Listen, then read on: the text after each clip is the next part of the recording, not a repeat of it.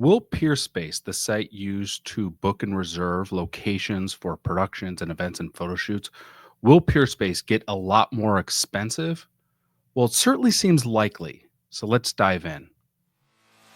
Are you tired of the endless stream of fantasy marketing and vanity metrics? Yeah, so am I. My name is James Patrick, and I'm an internationally published photographer, media specialist, and marketing strategist. As a creative entrepreneur, I face the same exact frustrations you have, being bombarded by generic advice that promises success but never lives up to the hype.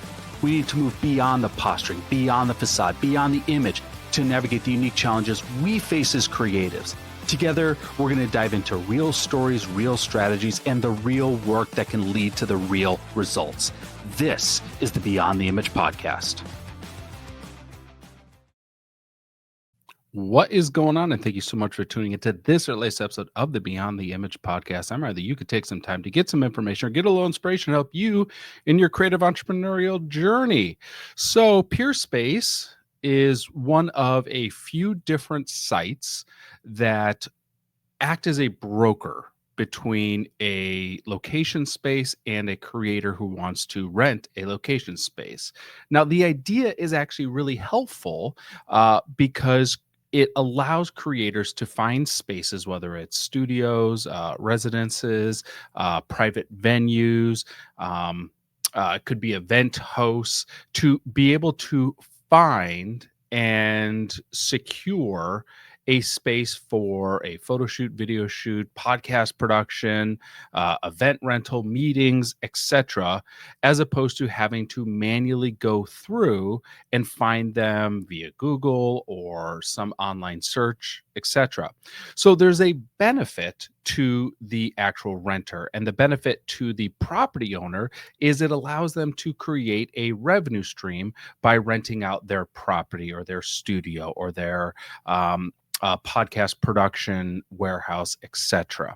And Peerspace, and I said there's a few of them. Peerspace simply acts as a broker to set up this deal, and really, it means they have the website and the app that uh, processes the transaction. Okay, and as the broker, they take a percent of the rental fee. Okay, but similar to what Airbnb or VRBO would do. Okay, so if the rental is $500, they're taking, whatever it is off of that top. Okay, so what do property owners do to make up for that percentage? So you own a studio. Let's just say your studio rents at $100 an hour. Peerspace is going to take a percentage of that, let's say 20%. Well, you're going to end up raising your rate on Peerspace to make up for that, because you set your rates as a property based off your expenses and what you need to profit. So if there's an additional 20% being taken, you need to account for that as a business owner. So it makes sense that when someone is renting through Peerspace, that is not going to be the best rate they're going to get versus if they were to go to the property themselves. And Peerspace tries to work through that by really trying to avoid having people rent directly from property owners by trying to keep all transactions running through Peerspace and so on and so forth.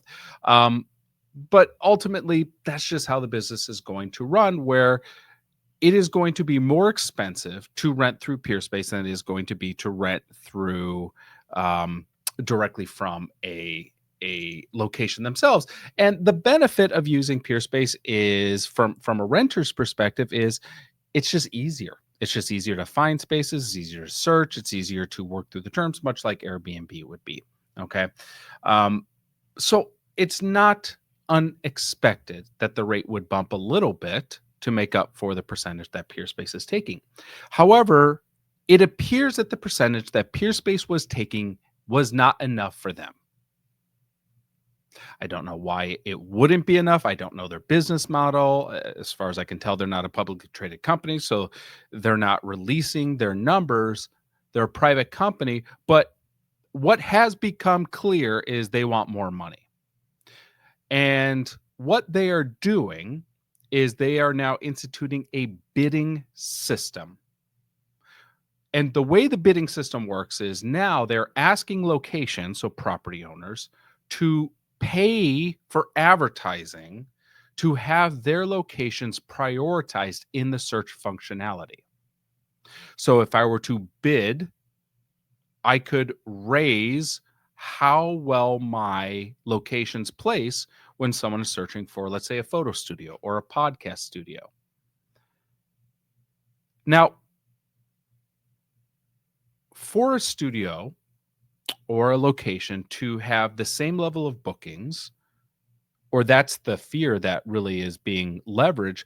The fear is that they're going to lose that level of bookings unless they start paying for these bids, advertising, to drive the same level of traffic, or the carrot on the stick is maybe you'll get more traffic. Now, has the percentage of what Peerspace is taking from the rentals gone away? No. No.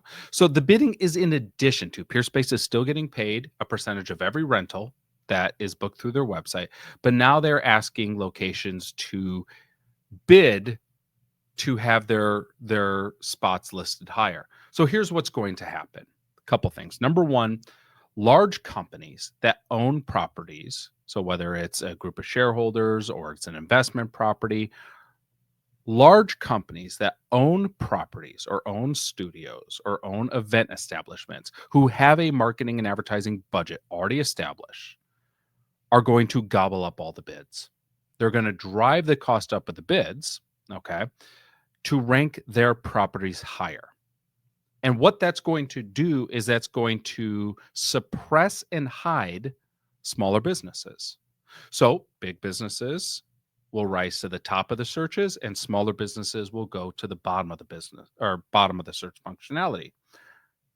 And the reason being is they don't have the marketing budget to do it. And why should they? That was not part of the original discussion. That wasn't part of the agreement when they signed up. Okay. The agreement was you take a percentage, and in exchange for you taking a percentage, you list my space just like any other space that you're taking the percentage. And it was more of a meritocracy, made the most attractive space win for what people are looking for. But here's a couple other things that are going to happen. Okay. Outside of these smaller businesses or smaller studios getting suppressed, is number two, those larger corporations that are paying to boost their presence on the platform, what are they going to do with that expense? They're going to pass it on to the renters. Of course they are. Of course they are. So now those spaces which are being prioritized, so when you run a search, who knows how many pages of the search is going to be taken up by larger companies paying for that space versus smaller studios that can't afford to pay for that space. So how far do you have to dig before you can get a reasonable rate for your rental? These spaces are just going to pass on the expense to you. So the spaces that are getting prioritized, that are going to hit page one of the search, are just going to now be more expensive.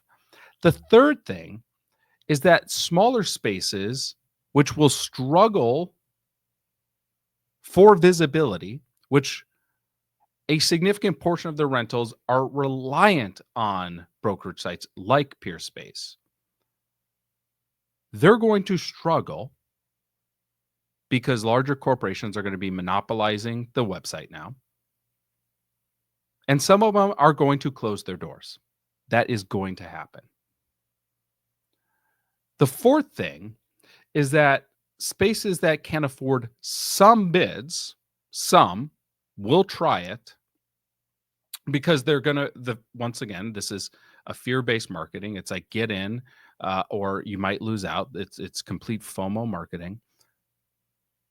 They're going to invest hoping to get the same number of bookings or more strictly out of fear. They won't see it as a competitive advantage. They'll see it as something that they're being forced to do. Otherwise, they're going to lose money. And then that's going to lead to the fifth thing is those rates too are going to get passed on. And there's no guarantee that this bidding process is going to yield any increased traffic.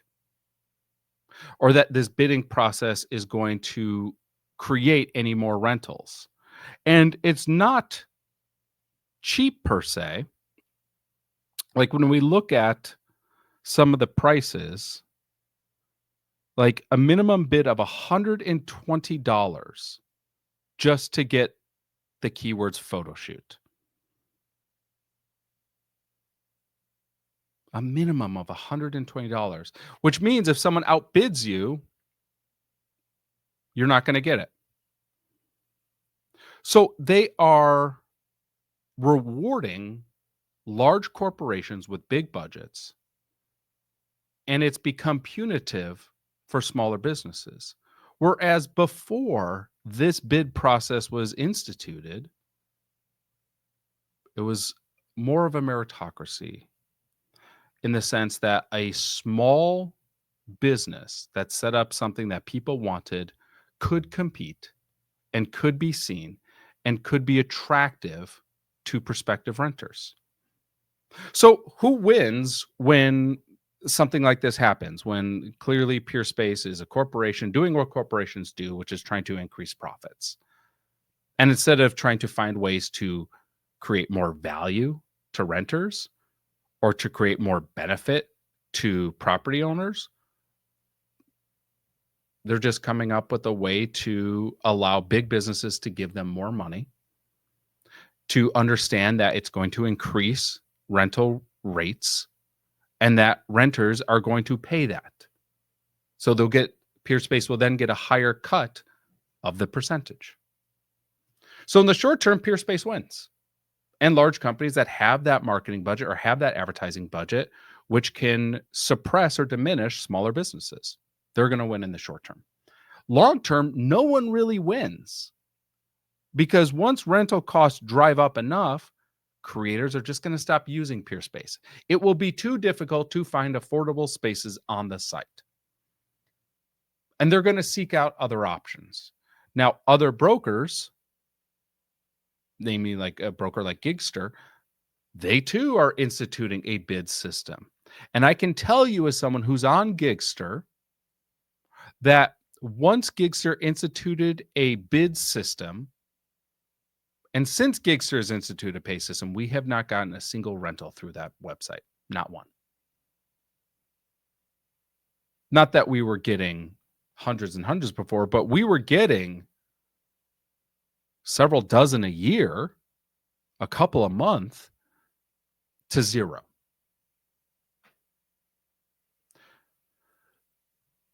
So no one's going to win. Renters are going to be asked to pay more money, and smaller studios are going to be forced to either play a higher cost game that they might not have the budget to play, or not play at all and suffer the consequences. And this is just going to be the system until something new comes around. And the silver lining here, if we're looking for a silver lining, is this is opening the door for another broker company to step in to earn this business.